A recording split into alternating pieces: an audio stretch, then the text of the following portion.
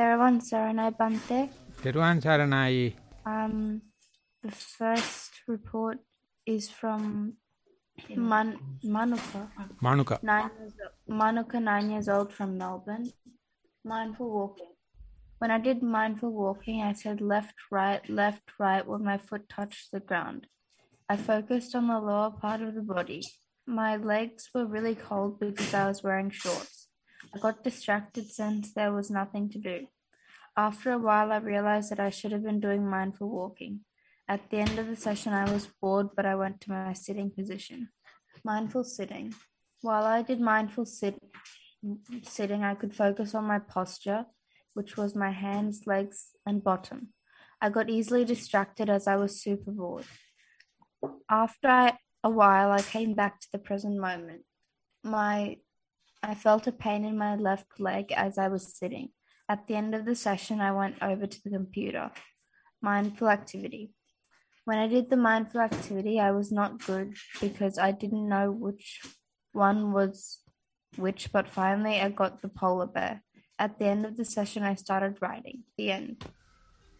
Yeah, happy to have a report from Manuka because you are a person specialized on the boredom and the monotony. Always you report it, but regularly writing report. I don't know whether you are listening for the moment, but anyway, we just finished the Sinhala medium discussion in for the elders, and there we try to highlight whenever objects are changing, whenever postures are changing, how to continue without getting discouraged.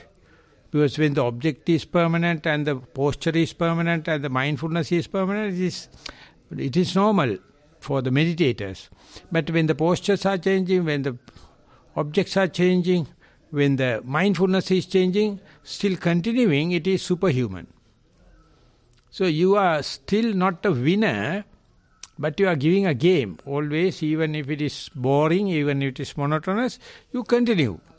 Daily write a report.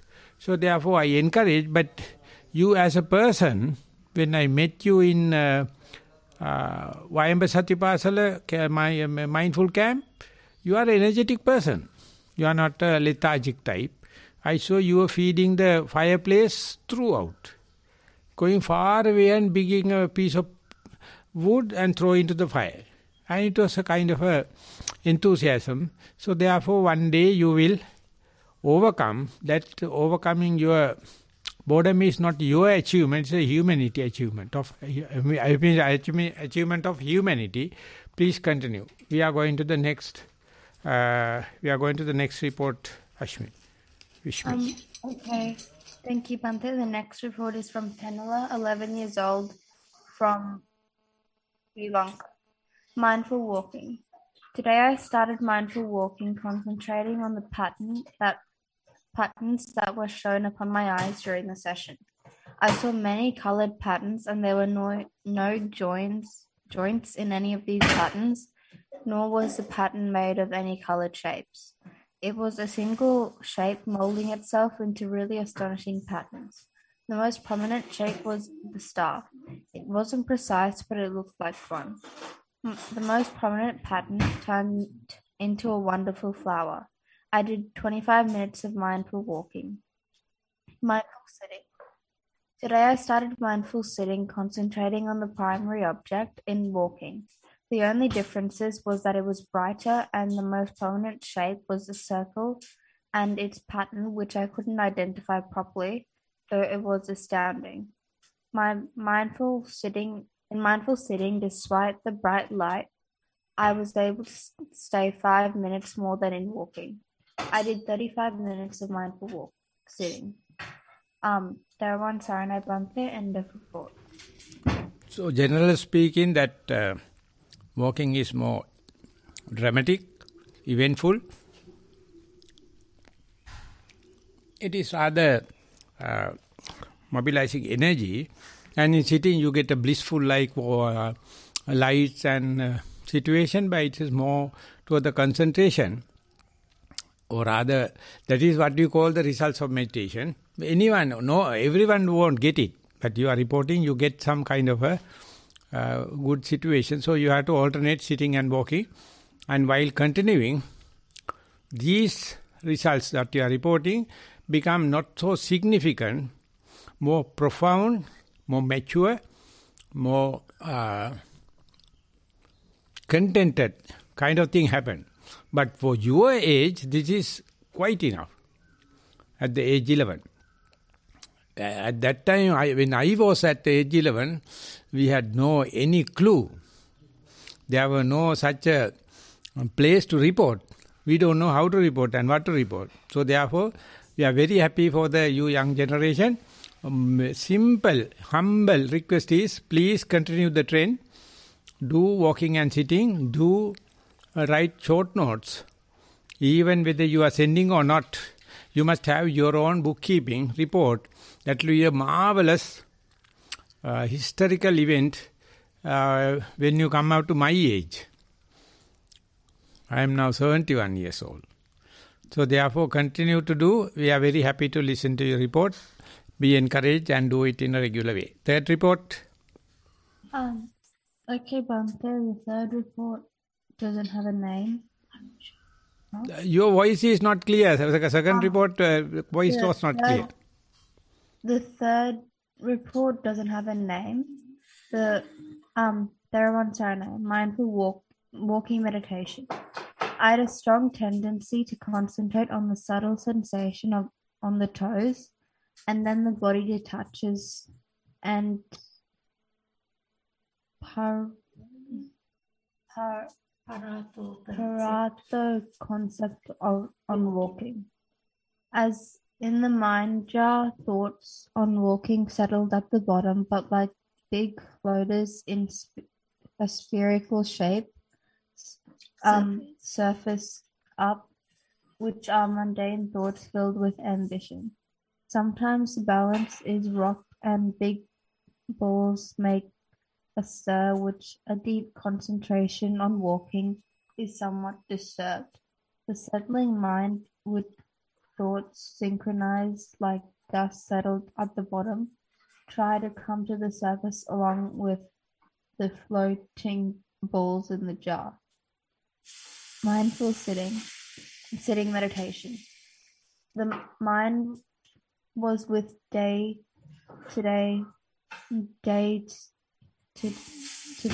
our thoughts, but settled on the breathing within a spur of a moment. Felt the movement of the body due to breathing. It was a hard mass it was. The immediate surroundings, which is obviously a layer of air, was felt as hard as the body and could feel the outer polarity of the seat body, that is, arms, etc., rubbing against the hardness of the immediate air was felt on the moving body. Observed air getting into the nostril and coming out again. Concentrated on the in-breath as to how it and where it starts. There was a more soft and coarse airy air layer under the chin, as if a lake in the middle of the hard land. The air pulled out from the area under the chin to the nose and back again to it. The sheer observation of details made me relax and content, and my facial muscles started to relax. Movement and stretched the lips assisted it. Much merit to you, Swamin Mansa, Thero, Nissarana, end of report. Your voice become more Australian accent. First report is more in single action, I can clearly understand. So I try my hard, so this is my comment. So when you are doing walking meditation, whatever the meditation, two types of things happening. At a time, the mind becomes very, very active and very alert, very diligent, very vigilant to the very subtle things like what are the radiations emitting from the fingertips. And the other type, calming down, settling down and composed. So these two things, even if you are checking with the functional MRI machine or if you are checking with the EEG machine or brainwave activity, very difficult to understand. very sensitive part also increasing, calming down part also increasing. Calming down part in the report explained in the mind jar, everything is settling down. But you can see your ear lobes, your fingertips, and the eyes become very, very active. Your cosmic energy going to the emit or in a dialogue. Sometimes it appears like a crawling insects. Sometimes it appears like a dropping water droplets like. So you consider it as a block. You consider it as a distraction for meditation. But this is a result of meditation. So therefore, which part to appreciate? The active part or calming down part? The concentrated type, people with the inclination to the calming, the concentration, they are very happy to report about the calming down. But those who are in the Vipassana type, they say, I see different extrasensory perceptions are coming. Sometimes beyond the body, sometimes as a vibration, visuals, sounds. So they are going to the magical world, they are going to the unscientific world, they are going to the beyond called ESP, extrasensory perception. But hardly the listener can understand, hardly listener can discriminate which one you appreciate, which part you are talking about. So therefore, you have to listen very, very carefully because they both are activating. So you don't know whether the concentration is reducing or increasing. Mindfulness is increasing or decreasing. Is it a result of meditation or a problem for the meditation? So therefore, more you report without your conclusion, without your inference, easy for the listener to understand. Because this is the turning point to decide whether you are concentration type or insight type. That is also changing. Mornings are maybe more to the insight side. Evenings may be more to the concentration type. Before the meal, after the meal. Before a trip, after a trip. Before sickness and after sickness. So therefore, some people are more to the, generally to the Vipassana, some to the Samatha. So therefore, this report is written in halfway through. So therefore, continue to do. And if I am to give a challenge, if I am to give a exercise, if I am to give my comments, see which one I like it. Increasing the sensitivity of my eyes, ears, fingertips and everything, or calming down like settling down to mind jar. Your mind is definitely have a liking and disliking. If you can add that also into your, this thing, I like calming down of the body, or I like this ESP. And it is not belongs to you. That is something inherent, that is endowment, this is called directed dispositions. We brought from the last life maybe from the genetical way, but we have the capacity to observe it. And that can be catalyzed by reporting. This report is fairly good, but still very difficult to judge whether you are appreciating the calming down mind jar or increasing the activities at the fingertips. Don't block anything. Just see which one you like. That is my remarks. Thank you very much for reading. Thank you, Bhante.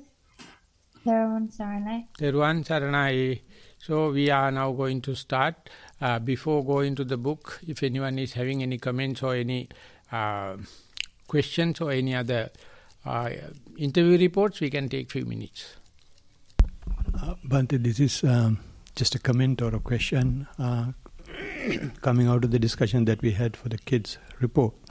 And he was talking about this rapturous situation. And I have read in books and in some suttas that both Priti and Sukha are mind factors. But in some books they say Sukha is mind and Priti is bodily. Do you have any comment about it? Yeah, sometimes Buddha says, Kayena cheyo paramasachan sachikaroti. Even the body response, body feel the relaxation, body feel the ease. Then it appear like bubbling, it appear like frothing, it appear like piti. So therefore piti has more the bodily manifestations. The calm down, the sukha is still settling down. This piti sometimes become a distraction for sukha to happen. So you have to relinquish from the piti and then come to the sukha. It is like you are passing adolescence and come to the maturity. The adolescence you are very active and playful and kind of thing. You can't deny. But when you become mature, you get away from your playthings and kind of, because you have other serious problems, and it is coming to the more materialistic, more pragmatic, more life-related matters. I mean, hardcore matters like family affairs and all the kind of thing. There you need the peace of mind. For the peace of mind, this piti is little childish. So Buddha says it is like boys and girls playing with the sand castles. It is piti. But when you prepare putting up a house, you can't put it the sand castle, and it has to be withstand the rain, wind, sun and everything. So you are more planning, there you have to have sukha. So therefore sukha is more philosophical. Piti is more youngsters, more in the blood boiling. And when compared with the Eastern thinking and the Western thinking is more given to the piti. It is hilarious pop music, drama, rock music, and young people are making the constitution and everything. But Eastern culture is for elderly people, long beard and having a stick in your hand and appear like different. But I am not telling very discreet way. This is the way it was. But now East become West, West become East. Recently there was a film where the Singaporean people, when they become rich, how much they are addicted to the Western situation. Piti. Everything is rejoicing. But the Western people, after meditating, they find coming and living in a forest is a luxury. Having the solitude walking path is a luxury, not in a flat, not in New York.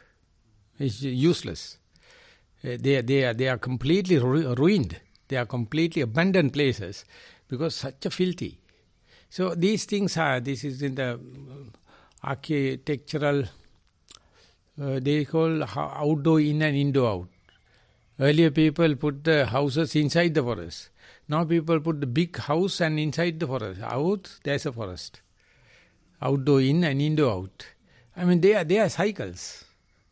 Even though we are talking about the West and the East and the past and the future, this is the way it is happening because our mind need both. But sequential way, piti is more young blood. Sukha is more mature situation. That's a general approach. But from the sukha, again, you have to come back to the priti in the jhanic krida, jhanic play, to see the difference. Then only you can understand how the piti is blood boiling and how the sukha is calming down. So without understanding them, you can't have the benefits. You have to discreetly understand piti sukha. It's like vitakka vichara. Can I ask a counter question, Bhante? Is it actually bodily manifestation or mental volition? In Sankhya Sutta, Buddha says, Saddha Jata Upasankamati, and one place, before ending, he says, Kayena Seyo Patma Satchan Satchikaroti. You see, when everything goes together, the harmony happens. When the harmony happens in an orchestra, the audience, the players, everyone is in a rhythm.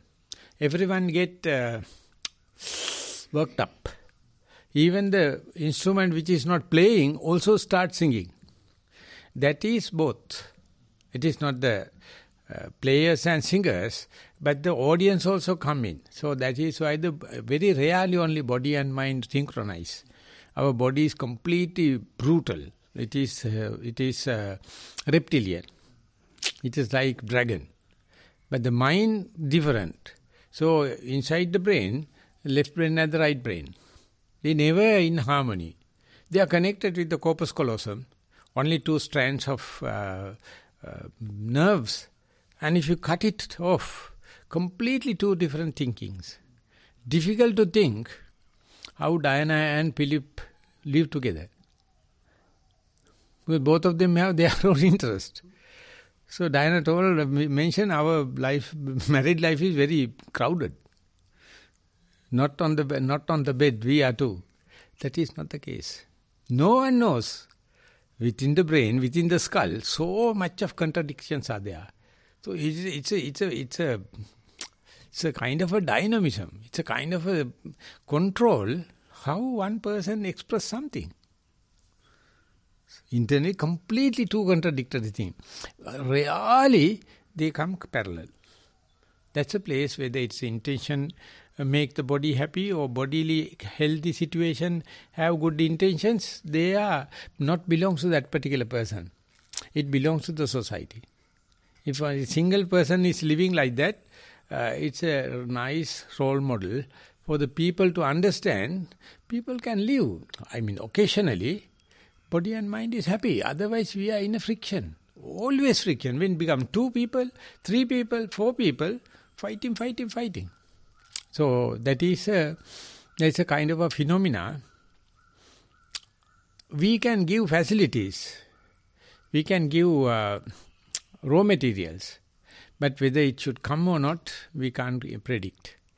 We have no commanding power, but we believe whenever it happens, that's the only thought moment we are living. All the other places we are hacking ourselves, we are partial, we are not complete. So therefore, whatever we are telling is in a pain. We are in a stress. We are talking due to the stress. But whenever the body and mind come to the piti and harmony, you are a human. You are living. Other places you are dreaming, you are planning to live. So at the death, we have still vacuum. We have unsatisfactoriness. Because most of the time we are struggling to ride the wave. But there are some. In a pole vault, then the jumper is jumping over the pole. In the vault, everyone can see. And someone is riding a wave in a skiing. How do you call it? Surfing. You can see. You are sitting in front of a camera, but how he is riding the wave? And when the football is really playing, and this is a harmony. I mean, nothing to say, he is happy. If something happening, he also can't predict. It's a breakneck situation, but they are happy, and they know such a people frequently experience it. But the present day economically sound life, there is no such events.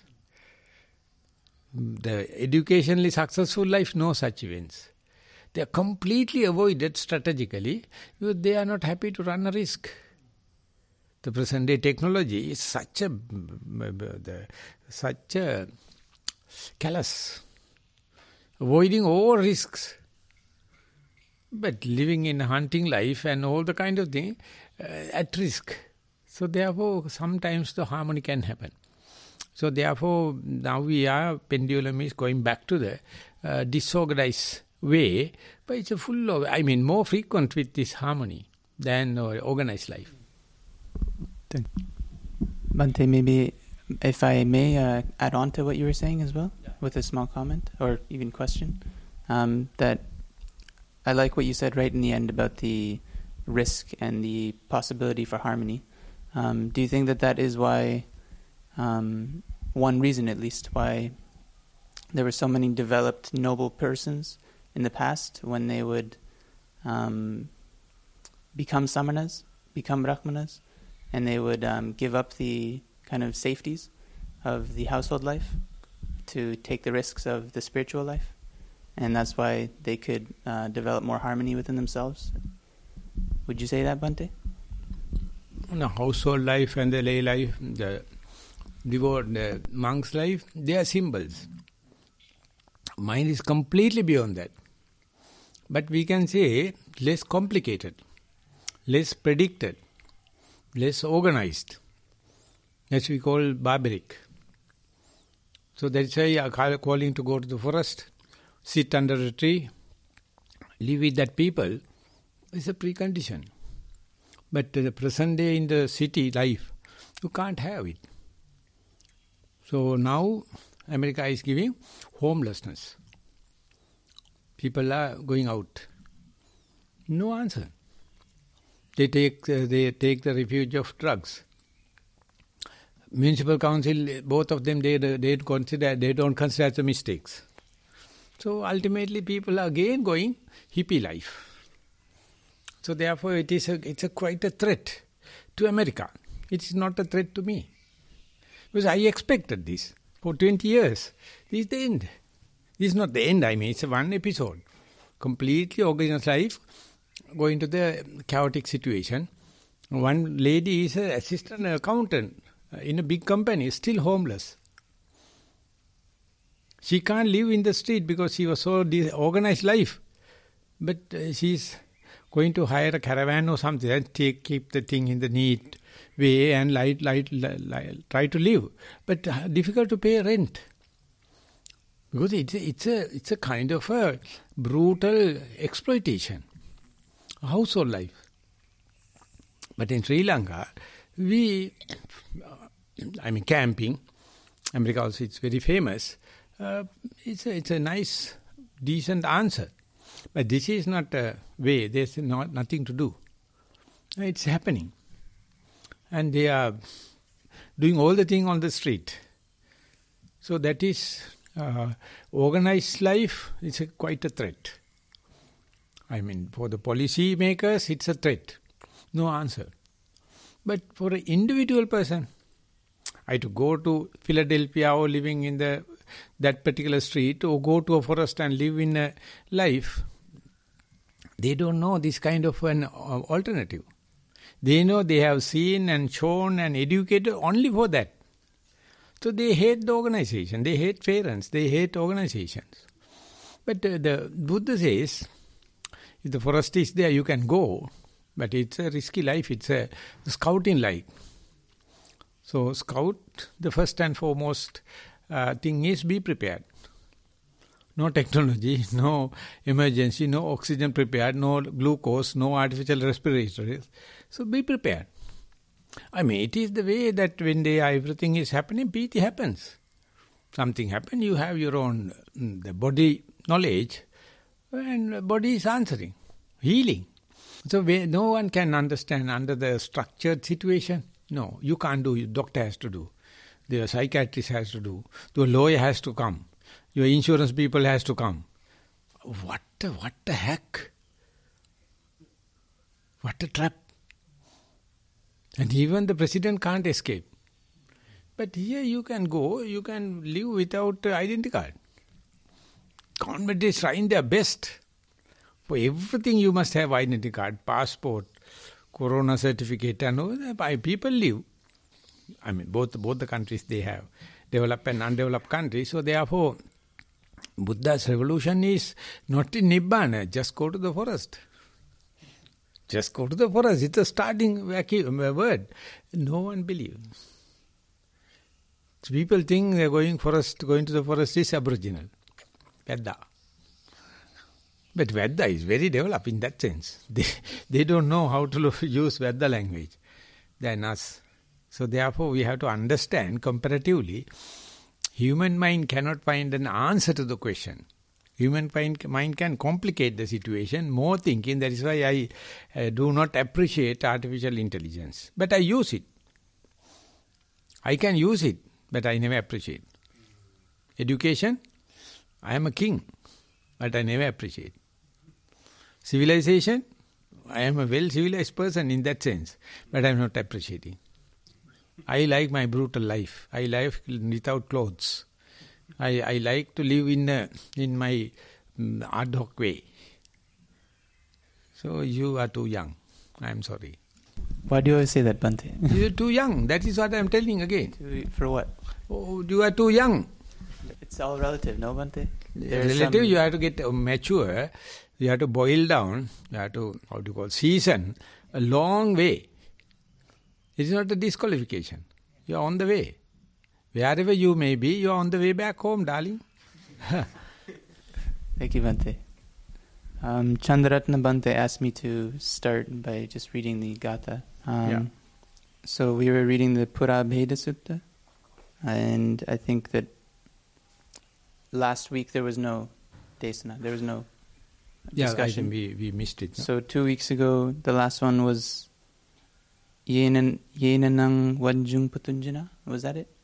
Usually I have my recordings, but your pronunciation, particular Gatha is not mentioned here. You read the Gatha, I can remember then. So I think 2 weeks ago, the Gatha that was gone over was the number 12, which was Yenanang Wanjung Patunjana Ato Samana Brahmana Tang Tas Apurakatang Tasma Vade Sunejati. Purakatang, Aparakatang, yes.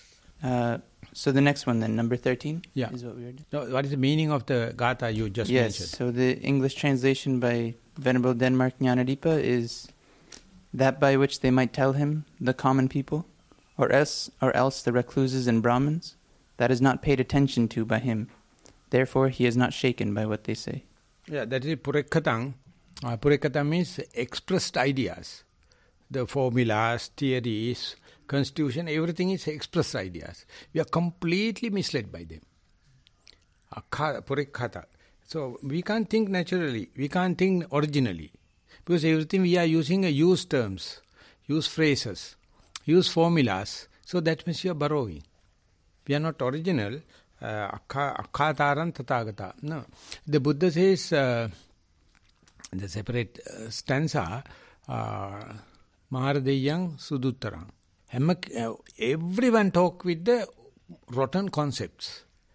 No one can think about. No one can live. Everyone is copying. So everything is Mara.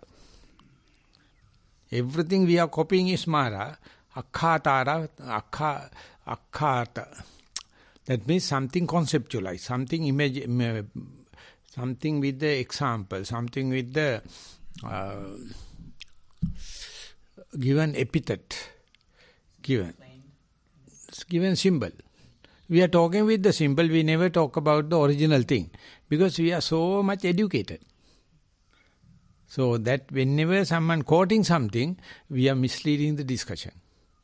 We can't help, because you read a PhD thesis, how many quotations are there at the end? After research paper, see how many quotations are there to make it more validated. That means it is ruined, it is no use. They are just regurgitating the same thing. But the Buddha is something completely different. But the Buddha is not looking down it, but you have to understand how much you are in the slavery mind, akkhata. I can't remember, very famous stanza, Venerable Jnananda is always telling, whenever you are with the same frame, we are using with the, imagine, we are going to fight with America, with American weapons. Every weapon is prepared by America. So whatever the fighting, we lost, because by selling weapons, America already won it. Winning. So likewise, the Mara is ready-made weapons. They are the words, concepts, formulas. And you see, now we are going and talking, someone is quoting this and that. We had a professor. We have a blackboard, it's a full length, and in front of that there's a sliding board. And he's writing the artist's name, scientist's name, and the concept and the year. And another scientist, another concept, another year. So he asks us to remember them. He's asking when was that particular seed was discovered after 1,500 years ago, still viable. Which country, which artist and kind of thing. So ultimately he is just a chart. If you know the chart, you are winning, but it's not related to the life. Akkhataro tathagata. Whatever purekkata means someone expressed. Today literature is make everyone childish. And literature make them very rich. So it says the enlightened person don't care whatever the rules, whatever the legal situation, whatever the monetary accusation, whatever the insurance case, he don't care. Because the piti, his sukha is not depending on them. It depends on whatever thing happens, he is happy. You can put me into the jail, it is a separate issue. but my mind is liberated. So in what?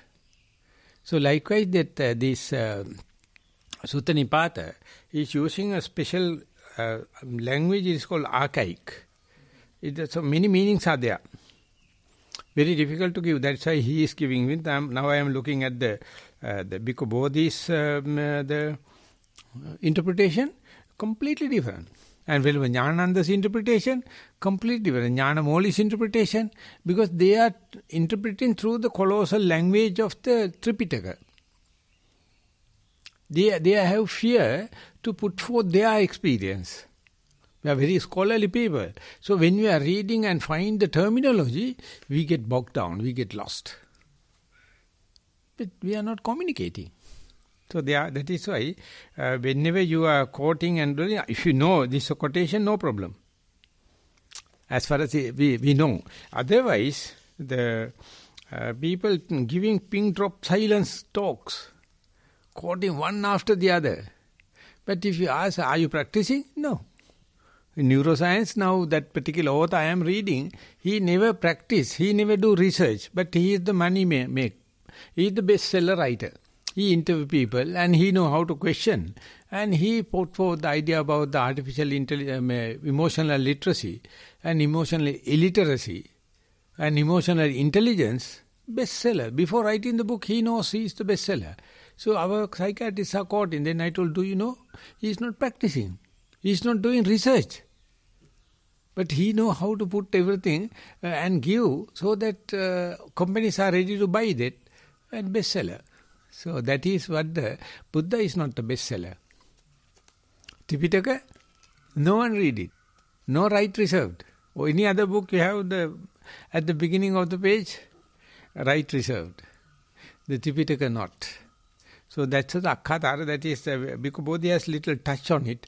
But when Jnanananda, not on this particular sutta, but he has mentioned, we are completely conditioned by tools, words, formulas, and kind of thing, and then ultimately we can't express beyond anything.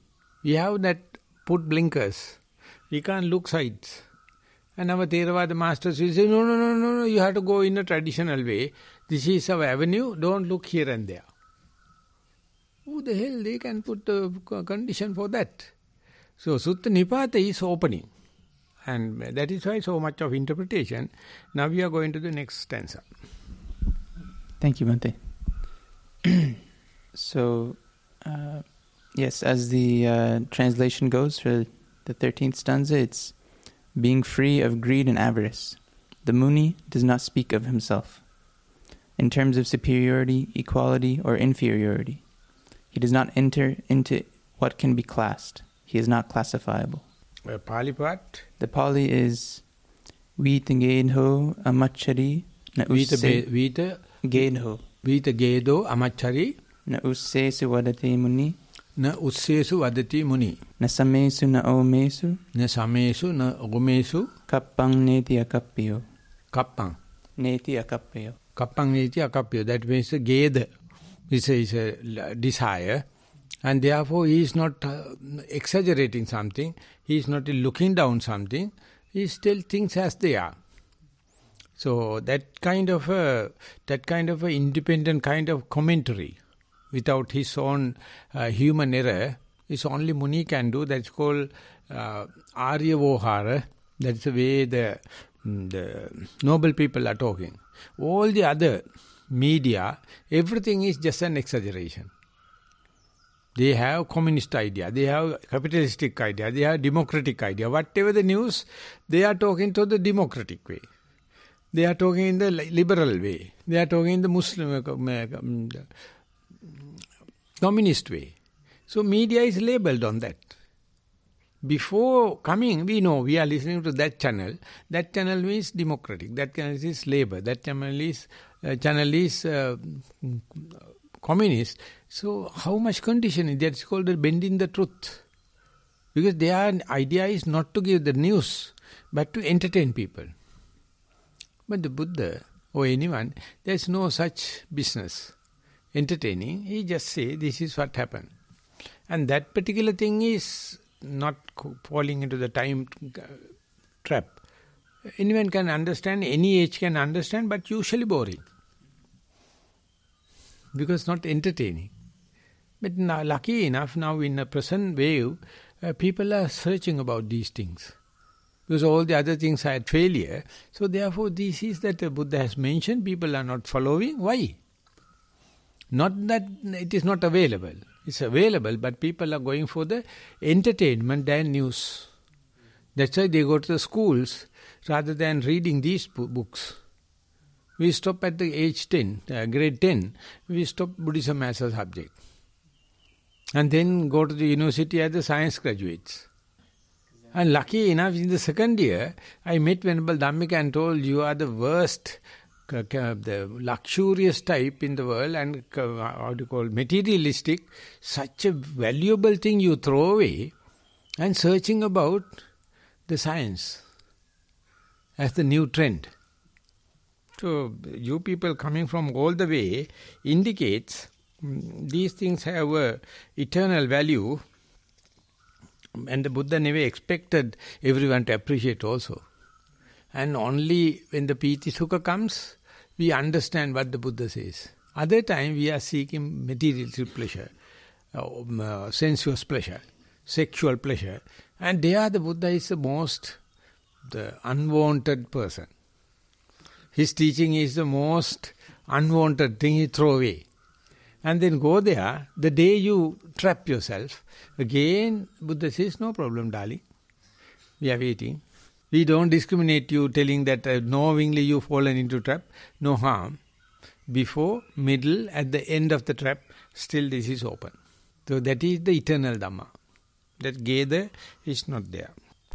Yes, Bhante, to add on to what you just said, I find it always important to remember that whenever kind of in the practice or the path, we kind of fall into regrets or remorse, and we kind of proliferate about mistakes that have been made.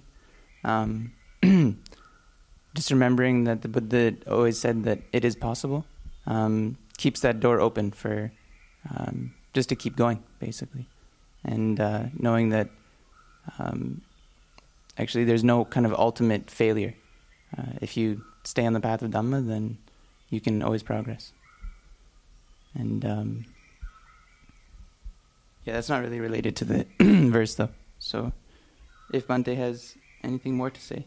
No, what I am telling is that if you keep your range open, there's no method, there's no class, there's no gradation, there's no system. We can't meet together and discuss. Because individual says, no, I am not accepting anyone and rejecting anyone, I am individual. No, there is a gradual process. There's a sequential way from the unknown to the known. So that compilation is Buddha's original thing, Noble Eightfold Path.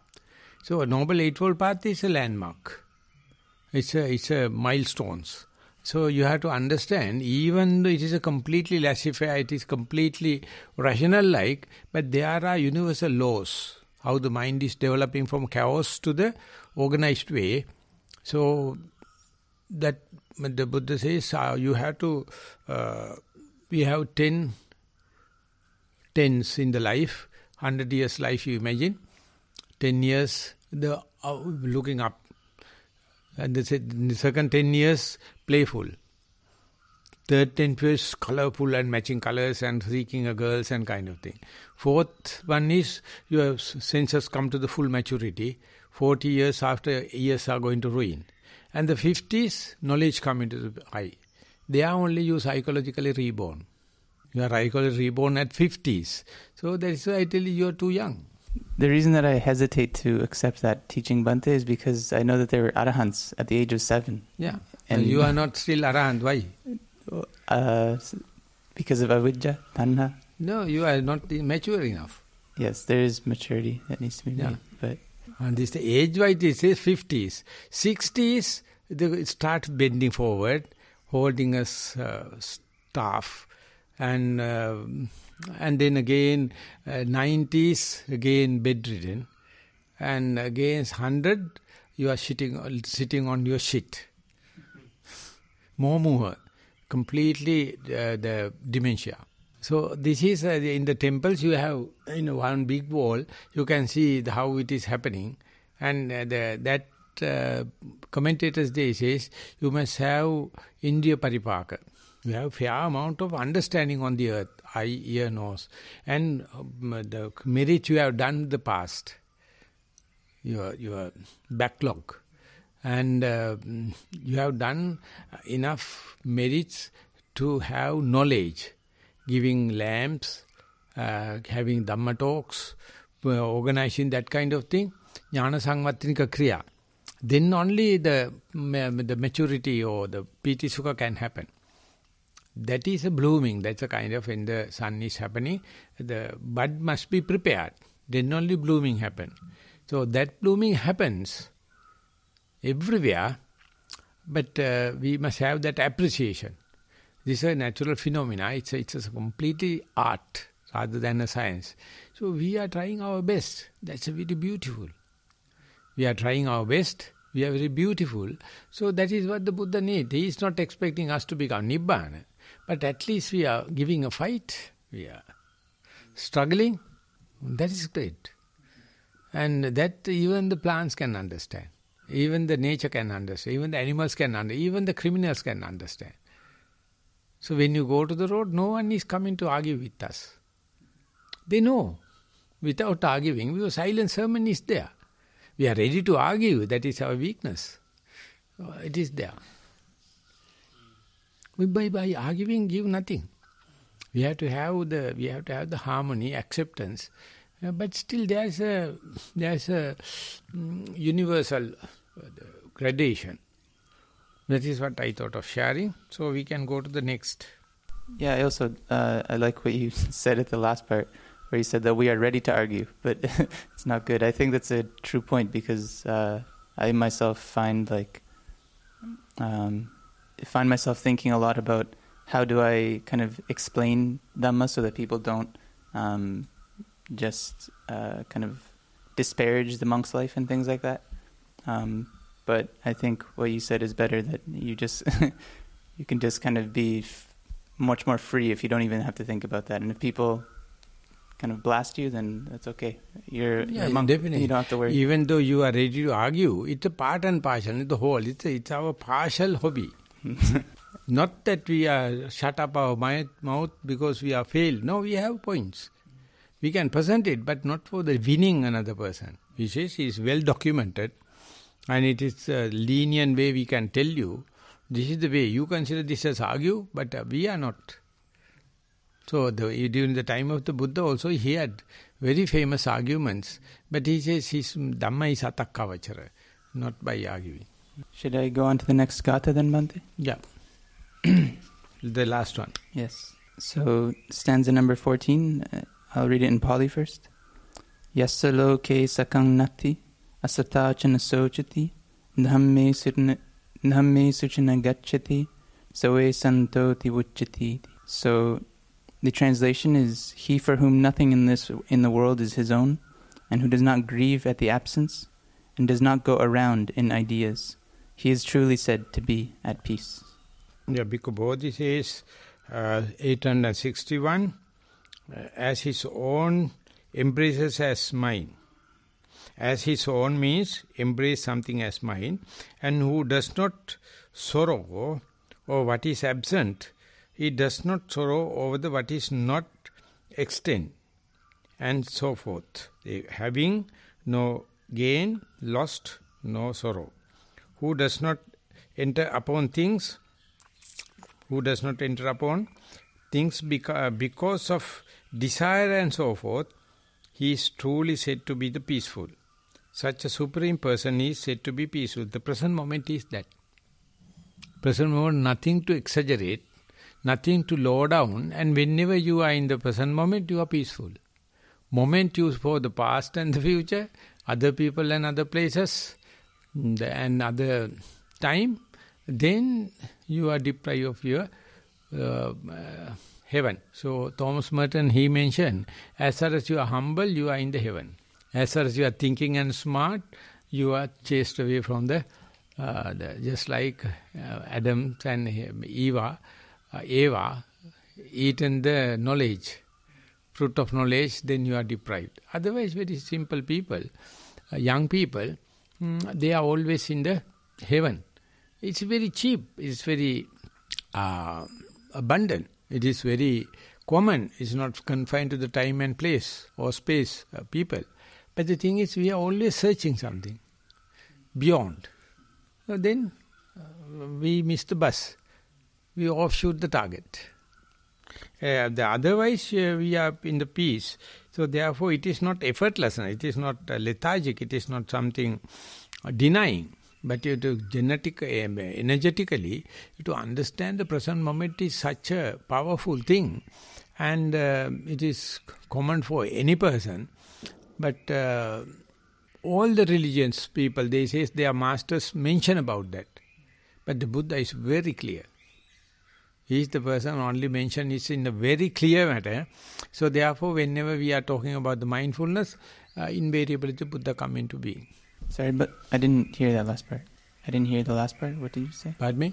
I did not hear the last part. No, wherever the mindfulness come into the stage, everyone attribute to the Buddha. All the religious people. Muslims, they say, at the beginning of the Quran, they have mentioned a word, this book is for the mindful people. And Hindu, it says Satchitananda. See the pleasure, see the contentment of the pure mind. Satchitananda. And Hindu. And Catholics, they are talking about the awareness in the Bible. So much is talking about just be aware. That is simply put as mindfulness. So in the interfaith, they are talking about how their holy scripts are mentioning. But the Buddha is very straightforward. So no beating on bush. This is shooting. So that is why the present day era, that is now coming. So if there are no other comments. You mentioned about the maturity of the age. I would think it's kind of a individual's consciousness, maturity of individual's consciousness. Is that correct? If I think no, like you that? have to say consciousness have no maturity in that way. But we are not conscious, we are not mindful, we are in the rational way. So we have to give a way out to understand. The consciousness is a birthright. It don't understand maturity. So it's nothing to do with age, because that 7-year-old... Yeah, but the thing is, you are live in this akhata world. People says you are young. People says you are completely bogged down, you are trapped in. You are not belongs to the time, the consciousness as such. But we are talking with the same kind of a corrupted consciousness. It is trapped with the space and time. So there you have to categorically say, as far as you are in the space and time, gradual development is there. Yes, there is no space and time, but we are now talking in a discussion, definitely we are in a lower status of consciousness or collapsed consciousness. They have time and space. So it is not that hopeless. You have the natural way. When you go there, you are going beyond time and space. No age then. So therefore it's a language. We both understand what we are talking. But the language is jarring, and it's keep on turning beat on bush jargon. America? Yeah, I wanted to say, it's good, that there are, many young people in the West, I guess, especially in the West, I'm speaking from a Western standpoint, getting into the Dhamma nowadays, but it's not as we've been saying, it's not a popular thing, A lot of people would see the Dhamma and think that this is like strange and everything like that, but that's part of the reason why, I guess, development on the path takes so much time is because, we live in a world where it's just not very popular. And, a lot of people, even in the West, they get into the Dhamma when they're, like, really older, like, 50s, 60s. So, it's definitely good to get into it young. There's actually a sutta where there's a monk and there's a deva, I can't remember what sutta it is, but the Deva says, you're young, it's time to indulge in, your sensual pleasures and stuff. Samidhi Sutta. Yeah, that's right. And the monk says, no, I'm young, so now's the time to give up sensual pleasures, Yeah. So, yeah. So we put you as your name, we get to change it to Samidhi. Samidhi.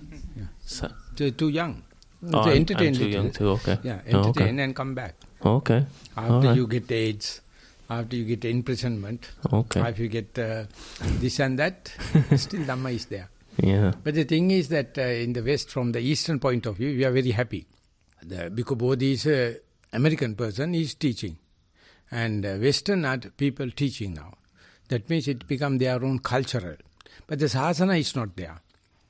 Sasana is different, the Dhamma is there. First, Arthur Schopenhauer gave 250 years ago. And slowly catching. And it's a gathering of the momentum is completely strange. Overnight that can happen because things are available now. Many are not looked at it. Many are not looking forward for that. But everyone generally knows. So I was so amazed when I'm talking to the UN people about environmental the mindfulness, how does it affect the environment. So I thought what I can do within 15 minutes. So I asked the child to sit for 8 minutes and just say that is therapeutic, what you are talking. I told the father of mindfulness, John Kabat-Zinn, is a father of therapeutic mindfulness. I am going to teach you all, it's a preventative must be. We have to come back. And then when they are talking, they can teach me. They have so much of Dhamma, Muslim people. And he gave Liat 20 minutes. You won't believe such a comprehensive talk. He's a Muslim. He's advising UN for mindfulness. So then I told, I'm very happy. I thought that I have to teach you all. But no, it is not the case. They are teaching. And Hindu, it is completely telling with us. And the Christians, they were the people taken the present civilization and all the kind of thing, and they say easily we can adopt into what you are talking. So it is something new. But when Dhammika told that Christmas time is over, no one is now come to the Buddhism. But it is not. People are seriously get into meditation, get into monkhood, and I think then your own germs, your own twigs and new branches may come. So those who are coming must be setting a role model, and others follow suit. We black people go there talking nothing. Only the immigrants are listening to me. Only the Sri Lankans are listening to me. No Westerners, no Americans. So when I go to Bhikkhu Bodhi's place, many people come. 80 people sit for 10 days, and many are different cultures. Because Bhikkhu Bodhi is the coverage, umbrella cover, very great. So therefore wait and we'll see. The one day the Santa Claus will come and put a present in your stocks overnight. Okay, we are going to stop the discussion and time for Pindapada. Thank you very much for the participation.